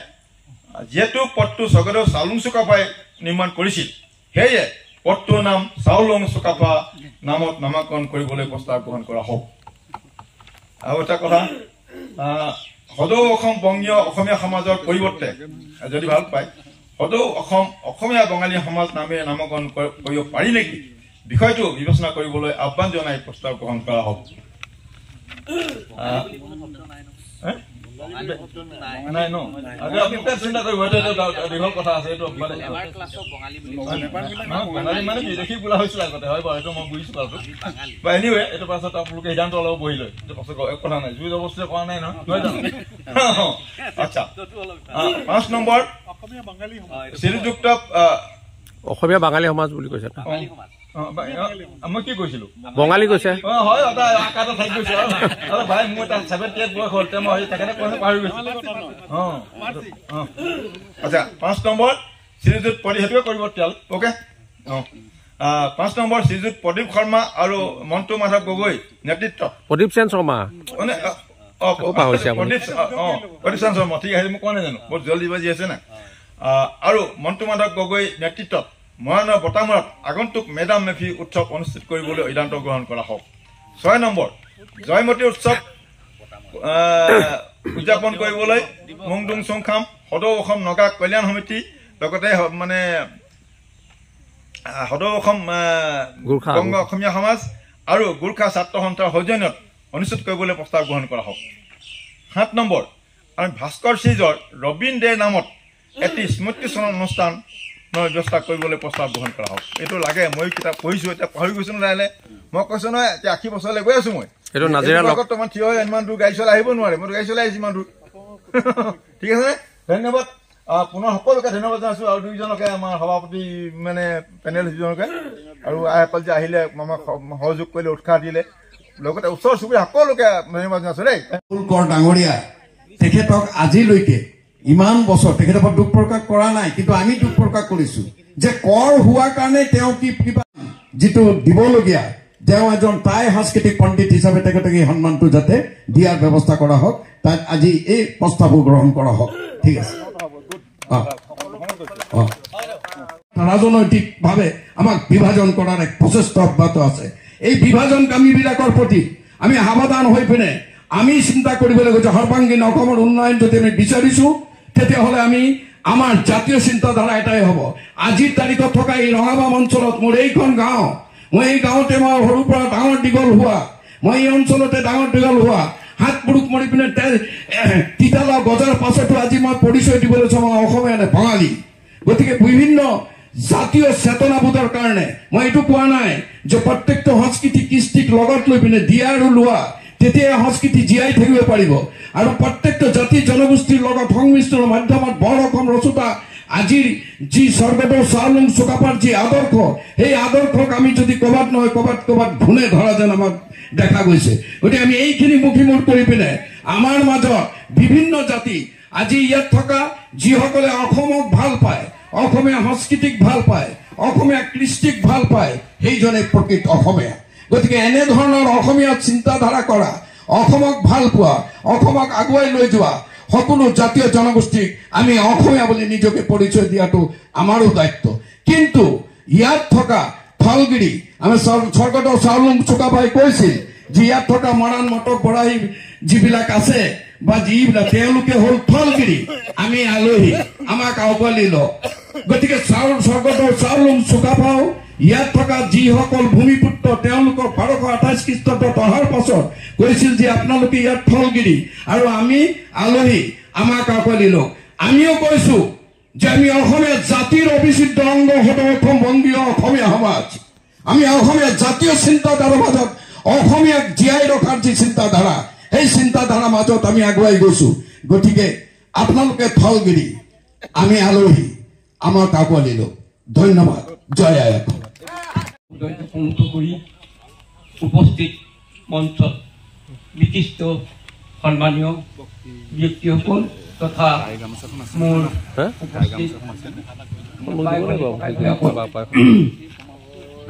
মোৰ শাৰীৰিক অৱস্থাটো ইমান ভাল নহয় কথাটো ক'বলৈ যথেষ্টখিনি আছে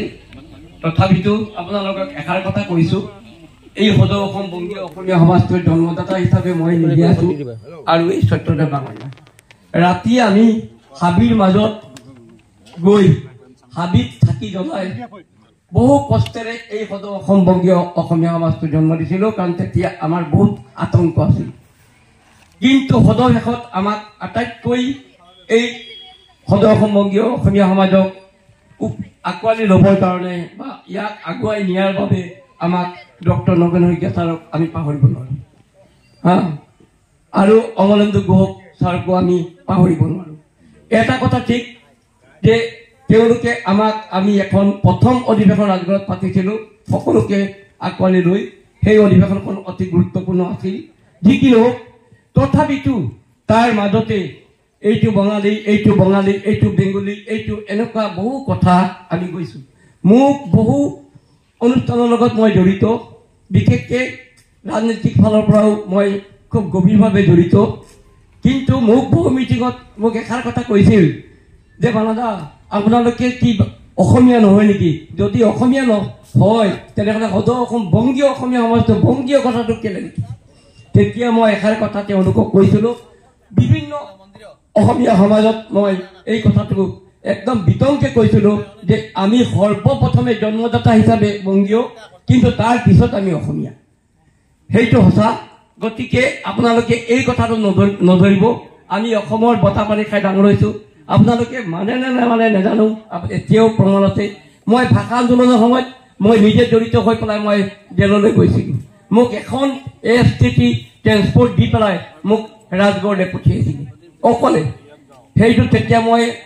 পুৰা খিচিৰি খাই তাৰ পৰা আহিছিলোঁ যি কি নহওক এই কা আন্দোলনৰ সময়ত মই কমচে কম এক সপ্তাহ মই চাঙৰ ওপৰত আছিলোঁ মোক বিচাৰিছিলে গতিকে এই বিভিন্ন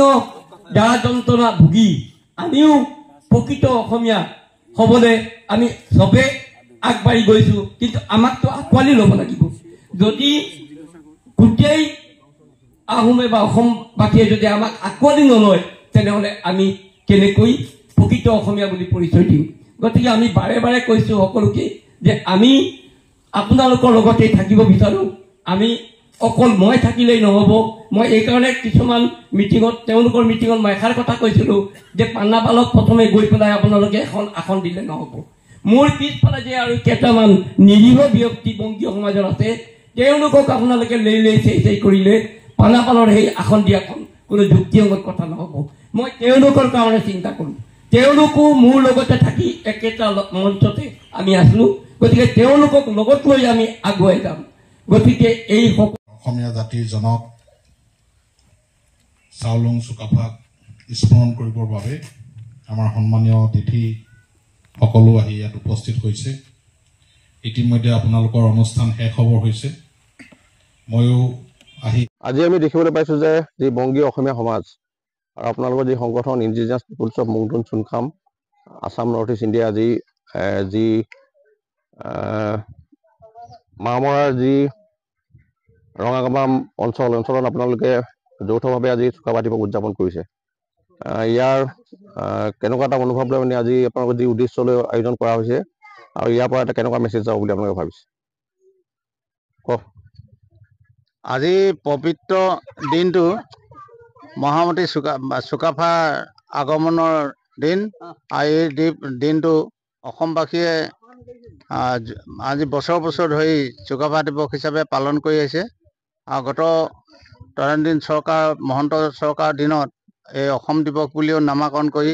অসম দিৱস বা চুকাফা আগমনৰ দিনটোকে অসম দিৱস হিচাপে ঘোষণা কৰি সেইমতে অসম চৰকাৰৰ উদ্যোগত বা বিভিন্ন দল সংগঠনৰ উদ্যোগত এই মহান ব্যক্তিজনৰ আদৰ্শ আজি প্ৰতিষ্ঠাৰ কাৰণে আগবাঢ়ি আহিছে আজি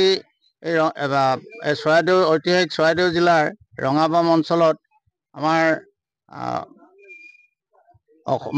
বংগীয় অসমীয়া সমাজ আৰু indigenous people of Mungdun Chunkham north east ইণ্ডিয়াৰ উদ্যোগত যৌথভাৱে আমি চুকাফা দিৱসটো অনুষ্ঠীয়াকৈ আমি পাতিবলৈ ব্যৱস্থা কৰিছোঁ আৰু ইয়াৰ দ্বাৰা আমি এই কথাটোকেই বুজাব বিচাৰিছোঁ যে সমগ্ৰ অসমীয়া জাতি এখন চুকাফা অহালৈকে ইয়াত ক্ষুদ্ৰ ক্ষুদ্ৰ দেশ হিচাপে বা ৰাজ্য হিচাপে আছিল আৰু এই চুকাফা আগমনৰ পাছত চুকাফাই নিজৰ ঐতিহাসিক আৰু চহকী ভাষা সাহিত্য এৰি এই অসম ভূমিত থকা বডোফা মৰাণৰ বডোফা আৰু বৰাহী মাকুমফাক লগত লৈ যে সমগ্ৰ এই অঞ্চলত থকা ভূমিপুত্ৰসকলক একত্ৰিত কৰি তথাকথিত ভাষাত হাতৰাজ যিটো আমাৰ চলিত ভাষা আছে সেই চলিত কথামতে হাতৰাজ মাৰি এক ৰাজ কৰা, কিন্তু আমি ক'ব বিচাৰোঁ যে হাতৰাজ মিলাই এক ৰাজ কৰা যি ব্যৱস্থা এই ঐতিহাসিকভাৱে বছৰ বছৰ ধৰি আজি শ বছৰ ধৰি চলি আছে। আৰু অসমীয়া সমাজখন বিভিন্ন জাতি জনগোষ্ঠীৰ মিলনভূমি হিচাপে বাৰেৰহণীয়া এখন ভূমি। আৰু ইয়াত ভাৰতবৰ্ষৰ বিভিন্ন প্ৰান্তৰ পৰা অহা বা অন্য ঠাইৰ পৰা বিভিন্ন প্ৰান্তৰ পৰা অহা যিসকল লোক হাড়ে হিমজে অসমীয়া হৈ অসমীয়া ভাষা সাহিত্য সংস্কৃতিৰ কাৰণে আগবাঢ়ি গৈছে, আৰু ঠিক তেনেকৈ বংগীয় সমাজৰ ভিতৰতো বহু লোক বা এই আমাৰ বিশেষকৈ আমাৰ এই অঞ্চলত এই সমাজ নিজৰ ভাষা সাহিত্য সংস্কৃতি ৰক্ষা কৰিও অসমীয়া হিচাপে অসমত থাকি অসমীয়া হিচাপে চিনাকি দিবৰ কাৰণে অসমৰ বায়ু পানীৰ লগত সংক্ষিপ্ত হৈ তেওঁলোকে আগবাঢ়ি এক বৃহৎ অসমীয়া জাতি গঠনৰ যি প্ৰক্ৰিয়া এই প্ৰক্ৰিয়া অৱদান আগবাঢ়িছে। উল্লেখযোগ্য যে যিসকল মহান পুৰুষ সেইসকলৰ ভিতৰত আমাৰ অসমৰ বহুকেইজন লোক মূলতঃ বংগভাষী, প্ৰকৃততে অন্য ৰাজ্যৰ বা পশ্চিমবংগ বা অন্য ৰাজ্যৰ আছিল, কিন্তু তেওঁলোকে ইয়াত অসমৰ ভাষা সাহিত্য সংস্কৃতিলৈ বৰেণ্য অৱদান আগবঢ়াইছে। তাৰ ভিতৰত আপোনালোকে নিশ্চয় গায়ক গীতিকাৰ পুলক বেনাৰ্জী বা অন্য ডলি ঘোষৰ সম্পৰ্কে আপোনালোকে জ্ঞাত। গতিকে আমি ভাবোঁ ইয়াৰ দ্বাৰা এই অঞ্চলত অনুষ্ঠিত কৰি আমি সমিল মিলে এই অসমীয়া জাতিটো বিভিন্ন জাতি জনগোষ্ঠীৰ যে মিলনভূমি আৰু অসমীয়া সকলো লগ হৈ এক বৃহৎ অসমীয়া জাতি গঠনৰ প্ৰক্ৰিয়াটো অব্যাহত আছে। এই ক্ষেত্ৰত কিছু সময় পাব লাগিব, কিছু সময় দিব লাগিব, আৰু আমাৰ যি মানে মিলাব লাগিব মিলিব লাগিব জিন যাবলৈ হ'লে। গতিকে মিলিবৰ কাৰণে মিলোৱা যিটো প্ৰচেষ্টা, মিলোৱা চুকাফা যিটো আদৰ্শ আছে মিলা আৰু মিলোৱা গিভ এণ্ড টেক দিয়া লোৱাৰ মনোভাৱে আজি অসমীয়া জাতিটো গঠন কৰিছে। এই প্ৰক্ৰিয়া শেষ হোৱা নাই বুলি আমি অনুভৱ কৰোঁ, আৰু এই প্ৰক্ৰিয়া যাতে আৰু অধিক আগবাঢ়ি যায় তাৰ কাৰণে আমি প্ৰচেষ্টা আগবঢ়াইছোঁ দুয়োটা সংগঠনে লগ খাই। গতিকে আমি ভাবোঁ যে আজি পবিত্ৰ দিনটোত যি অনুষ্ঠুপীয়াকৈ হ'লেও আমি এই অঞ্চলত উদযাপন কৰিছোঁ। ইয়াৰ দ্বাৰা এটা ভাল বাৰ্তা যাব য'ত সমিল মিলে অসমখন আগবঢ়াত সহায় হ'ব। ধন্যবাদ।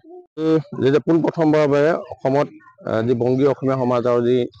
ইণ্ডিয়ান পিপুলছ অফ মুংডুং চুংখামৰ উদ্যোগত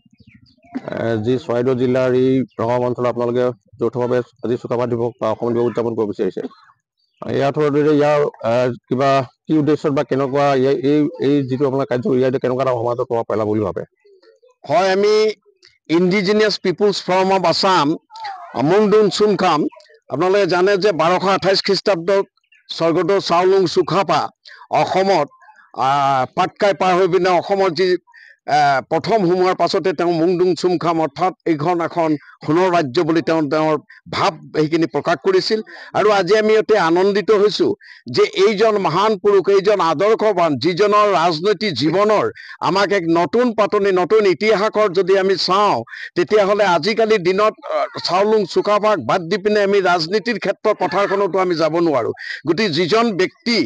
এনে এজন ব্যক্তি আছিল, আমাৰ উপৰোক্ত বক্তা তেখেতে অলৰেডি গোটেই কথাখিনি কৈছে। আমি সদৌ অসম বংগীয় অসমীয়া সমাজ আৰু ইণ্ডিজিনিয়াছ পিপুলছ অফ মুংডুং চুংখামৰ নেতৃত্বত আজি স্বৰ্গদেউ চাওলুং চুকাফাৰ এই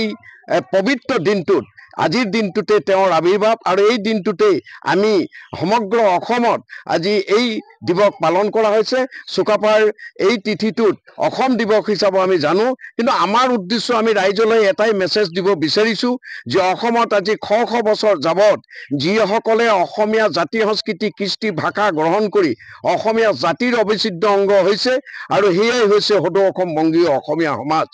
আমি বহু বিষয়ৰ ওপৰত আমি কেতিয়াবা দেখিবলৈ পাওঁ যে আমাৰ এই দুইটা ভাতৃৰ মাজত অসমীয়া আৰু বংগীয় মূলৰ লোকসকল যিবিলাক যেতিয়া নেকি তেওঁলোকে অসমীয়া ভাষা সংস্কৃতি কৃষ্টিৰ লগত একাত্ম হোৱাৰ পাছতো আজি তাৰিখৰ মানে ক'ৰবাত নহয় ক'ৰবাত আমাৰ মাজত এক বিভাজনৰ সৃষ্টি আমি দেখিবলৈ পাওঁ। গতিকে এইবিলাকক নাইকিয়া কৰাৰ কাৰণে বা ৰাজনৈতিক হস্তক্ষেপৰ ক্ষেত্ৰত আমাৰ দুই ভাতৃৰ মাজত আমাৰ যি বিভাজন সৃষ্টি কৰাৰ চেষ্টা কৰিছে তাকেই আমি স্বৰ্গদেউ চাওলুং চুকাফাৰ আজিৰ এই পবিত্ৰ দিনটোত আমি যৌথভাৱে পালন কৰি পিনে অসমবাসীক আমি দেখুৱাই দিব বিচাৰিছোঁ যে আমি প্ৰকৃততে অসম আৰু অসমীয়া জাতি সংস্কৃতি কৃষ্টিৰ লগত একাত্ম হৈ পিনে অসমখনক আগুৱাই লৈ যোৱাৰ যি প্ৰচেষ্টা সেই প্ৰচেষ্টাক আমিও অসমীয়া জাতিৰ অবিচ্ছেদ্য অংগ হিচাপে আমি আজি এই দিৱসটো আমি পালন কৰিব লৈছোঁ। গতিকে আমি অতি আনন্দৰে এই কথাখিনি আমি জনাব বিচাৰিছোঁ যে আজি অসমত থকা যিসকল বিভিন্ন ধৰণৰ ইতিমধ্যে আমাক কৈছে যে আমাৰ দলি ঘোষৰ পৰা আৰম্ভ কৰে এনে ধৰণৰ বহু সাহিত্যিক বহু অসমীয়া ভাষা সংস্কৃতি কৃষ্টি লিখক প্ৰায়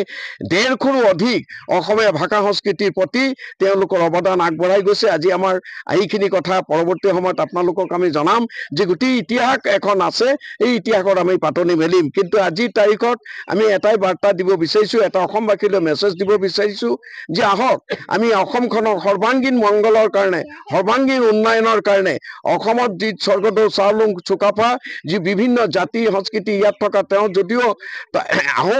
আহোম হৈও তেওঁ আহোমৰ যিটো টাই ভাষা এই ভাষাক তেওঁ সম্পূৰ্ণৰূপে বিসৰ্জন দি পিনে তেওঁ কি কৰিলে আজি সম্পূৰ্ণভাৱে অসমৰ ভিতৰত আহোম কোচ কছাৰী মৰাণ মটক মিচিং দেউৰী ৰাভা জয়ন্তী বা অন্যান্য জাতি জনগোষ্ঠী সকলোকে লগত লৈ পিনে বৰ অসম ৰচনা কৰা যি তেওঁ এক সপোন দেখিছিল সেই সপোন আজি আমি বাস্তৱত পৰিণত হোৱা দেখিবলৈ পাইছোঁ। তেখেতে এটাই কথা যে সকলোকে লৈ পিনে হাত পাঁচ সামৰি অসমক এক নতুন ৰূপ দিয়াৰ যি প্ৰচেষ্টা যি আদৰ্শ এই আদৰ্শ আজিও আমাৰ মাজত জীয়াই আছে আৰু আমি ভাবোঁ যে অসমত থকা বিভিন্ন জাতি জনগোষ্ঠী ভাষাৰ এই মিলনভূমি অসমখনত আমি বিভিন্নতাৰ মাজতো আমাৰ এটাই চিন্তা হ'ব লাগিব যে আমি অসমখনক বিশ্বৰ ভিতৰত বা ভাৰতবৰ্ষৰ ভিতৰত এখন সুকীয়া ৰাজ্য হিচাপে এখন সুন্দৰ ৰাজ্য হিচাপে আৰু বহুভাষী বহু জাতি বহু জনগোষ্ঠী বহু ধৰ্মীয় লোকৰ মাজতো আমি অসমীয়া জাতি হিচাপে নিজকে পৰিচয় দিয়াটো আমি গৌৰৱান্বিত বুলি মনত ভাবোঁ। আৰু আজি সেয়ে আজি এই মহান ব্যক্তিগৰাকী যিজন স্বৰ্গদেউ চাওলুং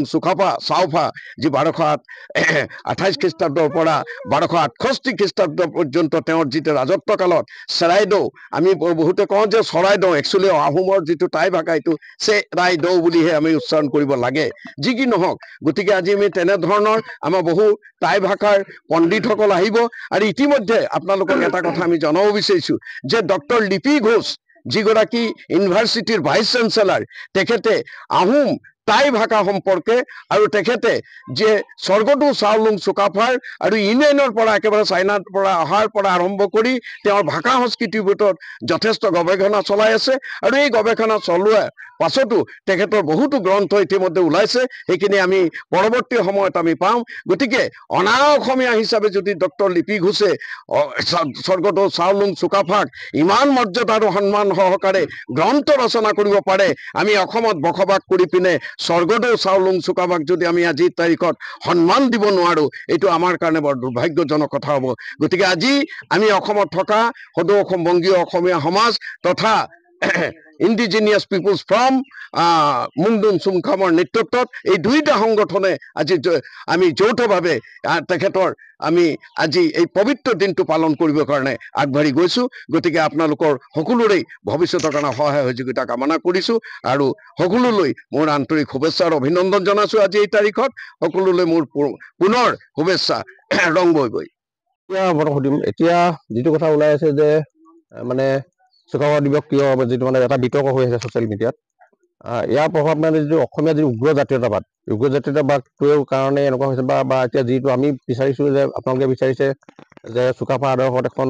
সমাজ গঠন কৰিবলৈ বিভিন্ন জাতি জনগোষ্ঠী লৈ পেলাই, গতিকে বংগীয় সমাজৰ লগত কোৱাৰ কাৰণে এতিয়া ছ'চিয়েল মিডিয়াত কিছু বিতৰ্ক হৈছে, ইয়াৰ প্ৰত্যুত্তৰ আপুনি কেনেকৈ দিব? চাওক, আজি 2 ডিচেম্বৰ, আজি এই পবিত্ৰ দিনটোতে মহামতী চাওলুং চুকাফা এই সমাৰপীঠ, এই জেগাডোখৰ নাম সমাৰপীঠত পদাৰ্পণ কৰি টিপামত প্ৰথমে, তাৰপিছত হাবুঙত থাকি তাৰপৰা চৰাইদেউত 1253 চনত ৰাজধানী পাতি বৰ অসমৰ ভেটি গঢ় দিছিলে আৰু বৃহৎ অসমীয়া জাতি গঠনৰ প্ৰক্ৰিয়া আৰম্ভ কৰিছিলে। এতিয়া অসমীয়া জাতি গঠনৰ প্ৰক্ৰিয়াটো বৰ্তমান বিভাজনমুখী আৰু সাম্প্ৰদায়িক ৰাজনীতিৰ পাক চক্ৰত বাধাগ্ৰস্ত হোৱাটো দুৰ্ভাগ্যজনক। আৰু দ্বিতীয় কথা, কোনোবাই কৈছে যে সদৌ অসম বংগ অসমীয়া সমাজ লগত এই কামটো কৰাৰ কাৰণে বিতৰ্কৰ সৃষ্টি হৈছে। কোনোবাই ভাল পাইছে, কোনোবাই বেয়া পাইছে। এই সন্দৰ্ভত আমি স্পষ্ট কৰি দিব খুজিছোঁ, আমাৰ যিটো চিন্তা, আমাৰ যিটো নীতি, আমাৰ যিটো আদৰ্শ, আমাৰ স্বৰ্গদেউ চাওলুং চুকাফাৰ পৰা আমি অনুপ্ৰাণিত হৈ আমি এই কামটো মহৎ কামটো কৰিবলৈ আগবাঢ়িছোঁ। অৰ্থাৎ অসমত বসবাস কৰা সকলো বৌদ্ধ নাগৰিকক একত্ৰিত কৰি এটা বৃহৎ অসমীয়া জাতি গঠন কৰাৰ লগতে মানে ৰাজনৈতিকভাৱে সংগঠিত আৰু ঐক্যবদ্ধ কৰি এটা আমি খিলঞ্জীয়া ৰাজনৈতিক দল, খিলঞ্জীয়া নেতৃত্বত এটা ৰাজনৈতিক দল খুলি আমি সকলো ক্ষমতা বৌদ্ধ নাগৰিকৰ হাতত ৰাখিম। গতিকেলৈ আমি এটা সমন্বয়ৰ বাৰ্তা লৈ আমি আজি এই স্থানটোত ঐক্যবদ্ধ হৈছোঁ। এইটো কোনো মানুহে ভুল বুজিব নালাগে। আমি স্বৰ্গদেউ চাওলুং চুকাফাৰ আদৰ্শ নীতি, তেওঁ সাম্য মৈত্ৰী আদৰ্শৰ দ্বাৰা এই অঞ্চলটোত বসবাস কৰা সকলো জাতি জনগোষ্ঠীক সামৰি তেওঁ এটা যিটো প্ৰশাসনিক ব্যৱস্থা গঠন কৰিছিলে সেইটোৰ নামেই হ'ল আহোম। গতিকেলৈ আহোমৰ পৰাই অসম অসমীয়া হৈছে। গতিকেলৈ অসম আৰু অসমীয়া জাতিৰ অস্তিত্ব ৰক্ষা কৰিবলৈ আমি সকলো বৌদ্ধ নাগৰিক, বৌদ্ধ ভাৰতীয়ক লৈ আমি এই সংগ্ৰামখন চলাই নিম। আমাৰ এই সংগ্ৰামত সকলো শুভচিন্তক ৰাইজ আমাৰ সৈতে সহায় সহযোগিতা আগবঢ়াব বুলি আমি আশা কৰিছোঁ। আমি দেখিবলৈ পাইছোঁ অসমৰ দিনত অকল খিলঞ্জীয়া অসমীয়া নহয়, বহুতো আপোনাৰ বংগীয় মূলৰ লোক বা নেপালী লোকৰ লোক বা আমি বিহাৰী মানুহ দেখিব পাইছোঁ, তেওঁলোকে শ্বহীদ হৈছে অসম অস্তিত্বৰ ক্ষেত্ৰত। তাৰপিছত এই বিতৰ্কটো কিয় হয় অসমত? মই পৰৱৰ্তী সময়ত এই বিষয়ত মই ভালকৈ লিষ্টখন গাই দিম। ছবছৰীয়া বিদেশী বহিষ্কাৰ আন্দোলনত 855 জন শ্বহীদ হৈছে। এই শ্বহীদসকলৰ ভিতৰত বাংলাভাষী মানুহ আছে, মুছলমান মানুহ আছে, চাহ জনগোষ্ঠীৰ মানুহ আছে, গোৰ্খা আছে, মানে বিহাৰৰ মানুহ আছে, কোচ, কলিতা, মানে বিভিন্ন ধৰণৰ লোকে শ্বহীদ হৈছে। যে 1951 চনৰ ভিত্তিত যে বিদেশী সমস্যা সমাধান হ'ব লাগে, অৰ্থাৎ অসম বিদেশী মুক্ত হ'ব লাগে। কিন্তু এইটো প্ৰতাৰণা দলিল অসম চুক্তিৰ জৰিয়তে ভাৰতীয় সংবিধান উলংঘা কৰি 51 চন যিটো সাংবিধানিক ভিত্তিবচন আছিলে সেইটো উলংঘা কৰি তেওঁলোকে 71 চন জাপি দিছে। ফলস্বৰূপে অসমৰ বিদেশী সমস্যাটো জটিল হ'ল আৰু বিদেশী সমস্যাটো সংবিধানসন্মত সমাধানৰ পথ ৰুদ্ধ হ'ল। এইটো ভাল কথা হোৱা নাই। গতিকেলৈ আমি কোনো কাৰণতে 71 চন নেমানো, আমাক লাগিব 1951 চন। That's all.